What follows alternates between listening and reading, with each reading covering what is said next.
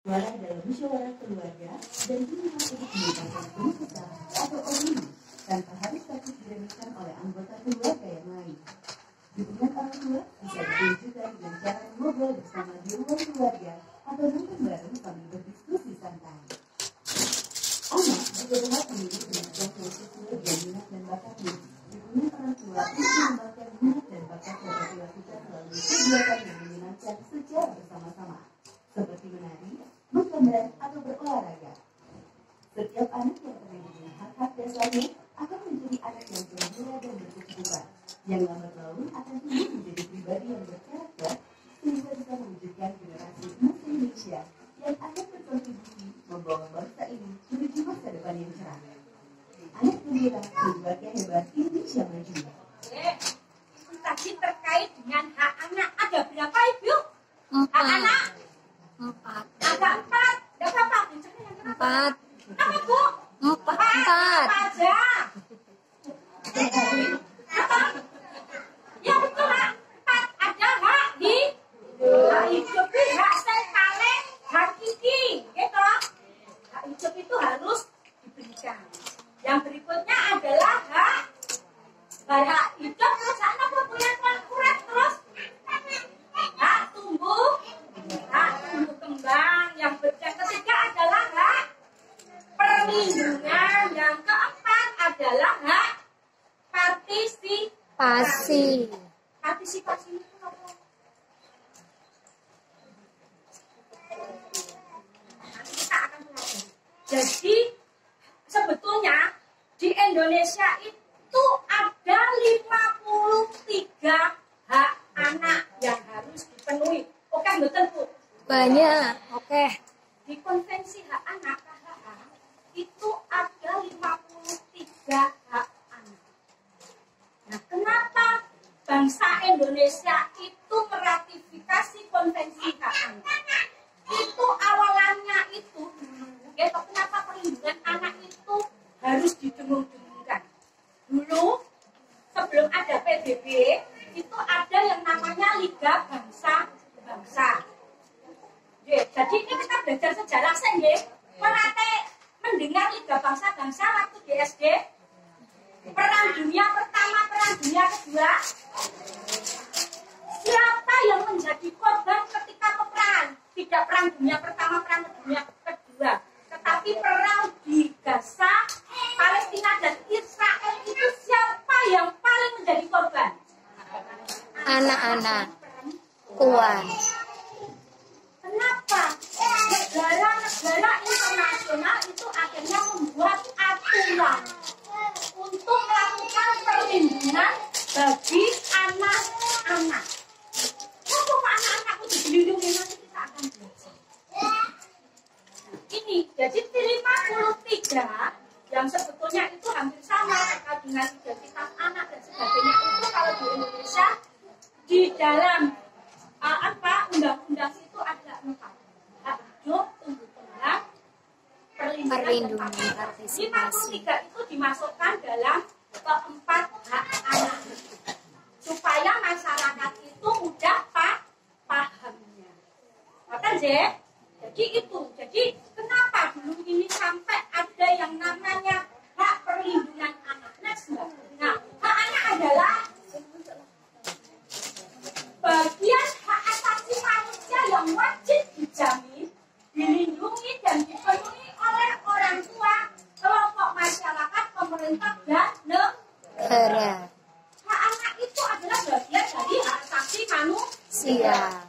Hak itu apa? Hak asasi manusia itu adalah hak yang paling hakiki. Hakiki kuwi hak sing kudu gelem ora gelem itu harus dipenuhi. Hak anak itu punya di sini, hak yang paling hakiki. Itu mau tidak mau itu harus dipenuhi. Pertama kali itu harus dipenuhi. Siapa yang memenuhi kudu dijamin? Pertama siapa? Anggota Keluarga. Yang anggota keluarga tidak bisa, baru Lingkungan. Masyarakat. Yang berikutnya kalau masyarakat di sekitarnya tidak bisa, itu yang harus memenuhi adalah negara. Nah ini, jadi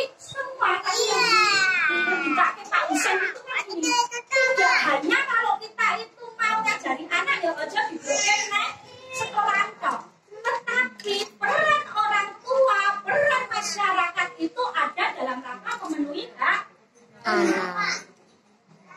ini. Jadi ini ya, hak orang tua, keluarga, masyarakat, pemerintah, dan negara ini yang harus menjamin. Kudu enek jaminan. Gelem orang gelem kudu dipenuhi. Siapa sih yang memenuhi ini? Next, Mbak. Nah, anak-anak itu tadi ada next, Mbak. Ada tadi hak hidup. Hak hidup.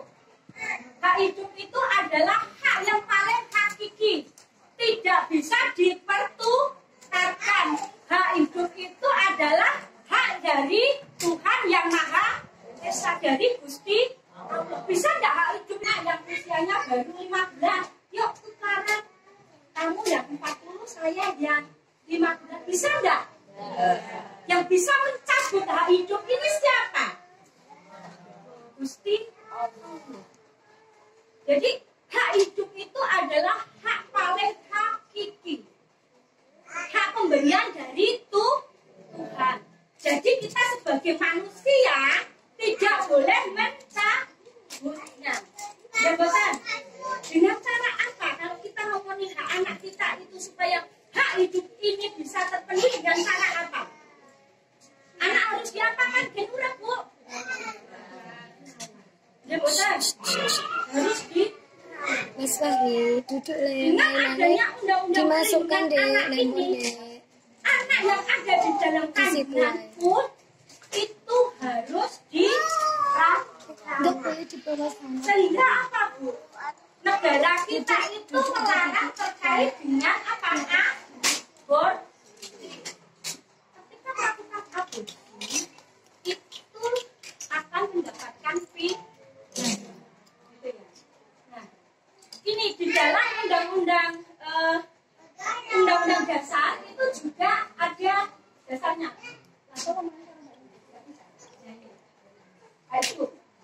Nah, ini di dalam undang-undang dasar itu di pasal 28 yang berbunyi setiap orang berhak untuk hidup serta berhak untuk mempertahankan kehidupannya. Jadi ini hak yang paling hakiki, tidak boleh ditawar, direbutkan, bahkan dihilangkan dari seseorang. Kenapa kita belajar terkait dengan hak anak ini? Karena banyak kasus-kasus yang terlibat terhadap kami akan belajar. Nah, dengan cara kita itu supaya anak itu hidup harus diberi apa? Diberi apa, Bu? Makanan yang bergizi, gitu. Kayak makan. Jadi kan gak anak apa begitu gitu. Boten. Ada di pihak dan kuret. Ya hidup Dirawat. dikasih makan, dikasih Asi. ASI eksklusif ya supaya sehat. Anak-anak yang dengan ASI eksklusif dengan ASI dengan susu formula itu akan berbeda. Daya tahan tubuh anak itu lebih kuat dari ASI eksklusif. Jadi gampang orang satu. Selama 2 tahun itu kasih ASI eksklusif. Daya tahan tubuhnya anak itu pasti lebih kuat. Besok anaknya itu juga akan secara intelektual, secara pinter.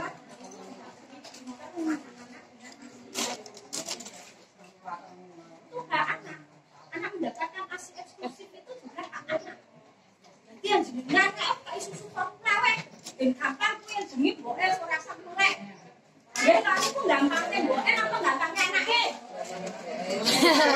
Ada kesel. Ya kan? Orientasi kepentingannya kepentingan anak atau kepentingan orang tua? Orang tua. Malpena mini Tidak ribet. Mulai ini belajar tadi. Misalnya ya susah ya. Ngantuk. Ya betul. Kadang-kadang kita berpikirnya untuk diri kita sendiri, tetapi untuk anak itu banyak yang next. Nah, apa itu bukulah? Ini apa? Hak anak yang kedua. Hak tumbuh kembang adalah hak. Nah, hak untuk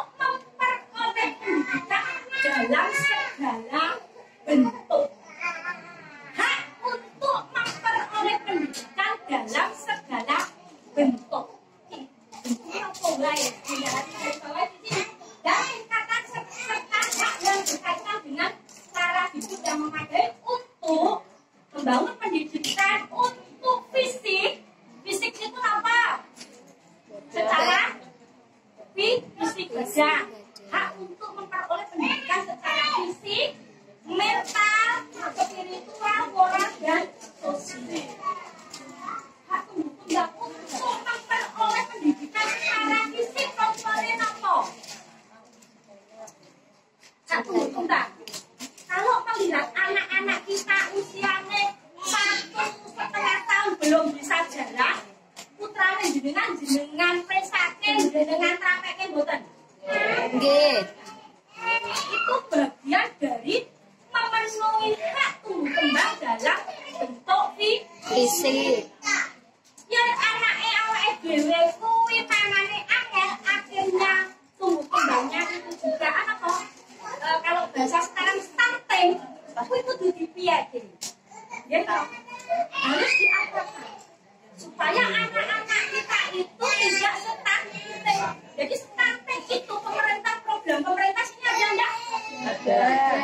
Ini dalam rangka memberikan negara itu memberikan hak kepada anak-anak itu hak tumbuh kembang dalam program pengurangan stunting supaya anak-anak ini tumbuh kembangnya baik.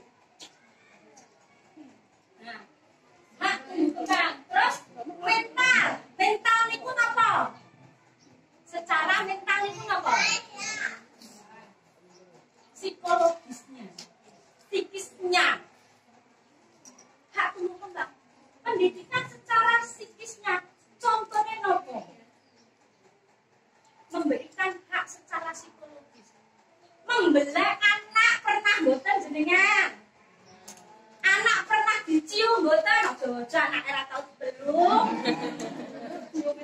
Oh, dicium terus. Anak dipeluk enggak? Anak dipeluk, anak dicium itu memberikan hak secara mental, psikologis supaya kembang anak itu baik.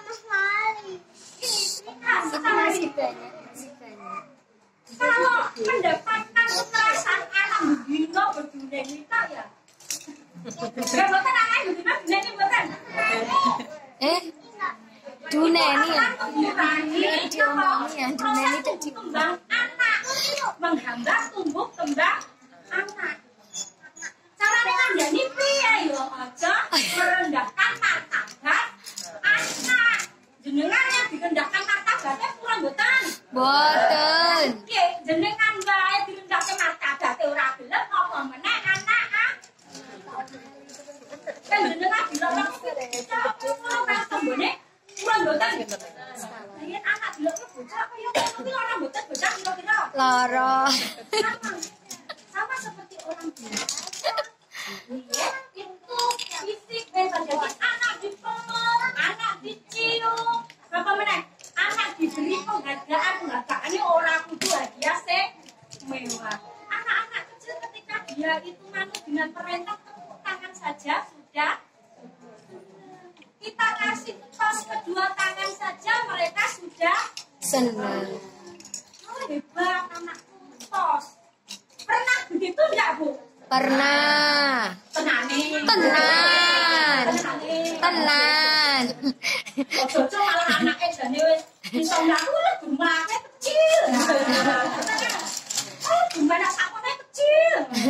Itu merendahkan. Jadi itu membuat anak itu memotivasinya akan Don. ya. Terus spiritual. Nah, spiritual itu apa?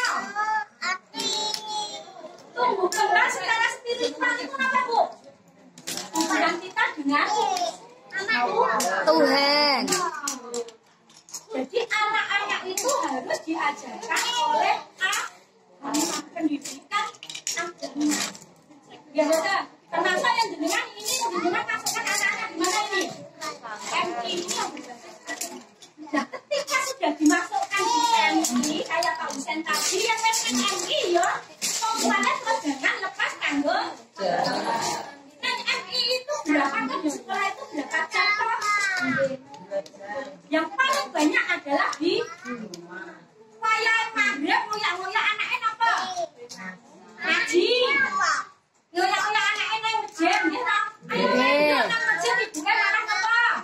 Nonton TV.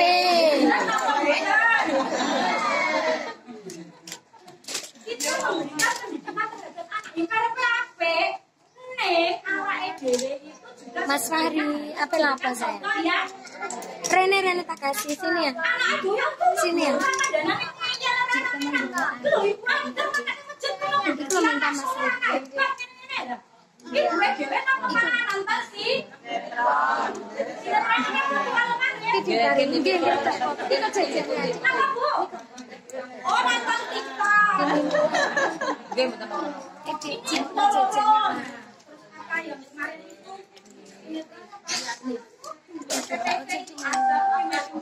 Yang Indonesia itu ada mungkin ini yang tidak Biasanya saya bisa. jadi kita sebagai orang dewasa harus memberikan contoh yang baik terhadap anak-anak. Ojo salah anak-anak yang kayak dhewe akhirnya tidak mau apa? Mengikuti perintah mereka. Orang yang contoh sendiri saja itu juga tidak baik. Karena anak itu adalah cermin dari diri. Jadi yang nguneni anak, oh berarti opa aku kaya ngono ya. Itu harus bisa introspeksi di orang yang disalahkan anak itu tidak bisa berdiri secara sendiri. Pasti ada intervensi orang dewasa yang ada di sekitar. Bopong tuanya, bopong bone, bombai, boblinya, anak ini tidak bisa berdiri sendiri. Anak ini terbentuk di tempat itu dari banyak. Biasanya kita sebagai orang dewasa nyayangke anak tidak pernah kita berintrospeksi dengan yang ada di sekitar. Nah ini contoh hak tumbuh kembang tadi, hak untuk memperoleh pendidikan. Nah tadi kalau pendidikan agama masuk di spiritual ya dimasukkan di apa? Pendidikan yang berbasis agama. Hak untuk memperoleh informasi dan bimbingan. Jadi hak untuk memperoleh informasi dan bimbingan itu ketika mau memasukkan sekolah pun anak-anak ini juga harus diberikan informasi. Oh nanti kalau sekolah di Miftahul Huda itu pelajarannya segini, agamanya segini, nanti baiknya seperti ini. Termasuk ketika anak-anak sedang batuk pun harus diberi apa? Informasi dan bimbingan. Adek kamu jangan minum es. Kemana itu minum es? Tetapi tidak pernah dijelaskan kenapa tidak boleh minum es. Ya karena kalau minum es itu kan dingin, tenggorokan sini. Paling tidak bahasa-bahasa yang bisa dipahami oleh anak. Anak ini berhak untuk memperoleh bimbingan dan pendidikan tadi informasi. Yang berikutnya, hak untuk bermain dan rekreasi. Pernah ngajak-ngajak anak-anak bermain dan rekreasi, bukan? Setahun ping-pinten. Apa enggak? Rekreasi biasanya itu dimaknai dengan berpergian jauh. Sajanya rekreasi itu tidak harus berpergian jauh. Yang penting refresh. Pernah ngajak anak-anak ke sawah? Nah, itu sebetulnya rekreasi. Pernah ngajak anak-anak ke sungai? Nah, Kurang ndi ngajak ke sawah karo ke sungai karo piknik ning kebun binatang. Kurang ke sawah. Tapi ini jarang sekali dilakukan oleh orang tua karena orang tua menganggapnya rekreasi kuwi ya sing metu saka omah ado saka ndek. Rekreasi itu bisa dilakukan tanpa. Jadi anak-anak dijak ning sawah ngirim gitu. Ngirim ke sawah yang iki ngirim itu bahasanya apa nggih? Jeniren, Sami. Ngirim nggih. Memberikan makan sampai eyangnya, bapaknya, kakaknya, misalnya itu bagian dari rekreasi. Oh, si anaknya yang adik. Kalau bantuin ambil keong, kalau bantuin ambil suka orang dibuat secara sah. Itu anak ini bagian sebetulnya bagian dari rekreasi. Selain rekreasi ini bagian membangun kedekatan anak dengan orang tua. Dan saiki mau ibu lewat di Mau diayun. kalau di anaknya nang sawahe malah gak nggih mboten.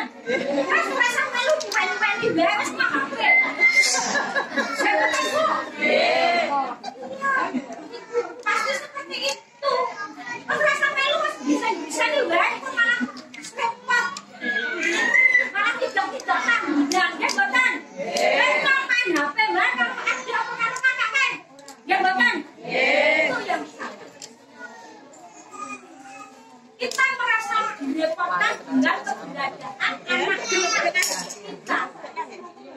Nah, yang wis repot nek salah, so anake awake dhewe ngerti gawean salah mboten? Sing repot sinten? Ya, budaya kita semakin bergeser ya karena diri. Jadi yang ditaloni anak itu ya jangan ngomong nggih. Ini justru baik. Anak-anak itu akan berkembang secara mainan kalimas mainan ojo-ojo yang anaknya yang ketek ibu malah kesini komputer jawab apa nggih? Ini memutus daya kreatif anak. Anak-anak berpikir apa? jadi situ aja mainnya diminta kakak-kakaknya punya kakak-kakak Ya saya paham jenengan mbok anaknya cepat menulis tetapi ini yang harus kita lakukan bagaimana kita membangun komunikasi yang baik untuk anak. Dan yang mas gede anaknya dewe mana orang tahu omongan kakak jenengan loro-loro mboten. Ini dampaknya itu bukan dampak saat itu tapi dampak jangka orang dijak omongan anak jenengan loro-loro mboten. loro Anak mulai sekolah SMA langsung turun ke kamar jenengan sebagai orang tua tidak pernah menggurui dan sebagainya. Sakit enggak? sakit Yang memulai siapa? Nah, orang tuanya dicegah, dijak komunikasi. Ini kan pembiasaan.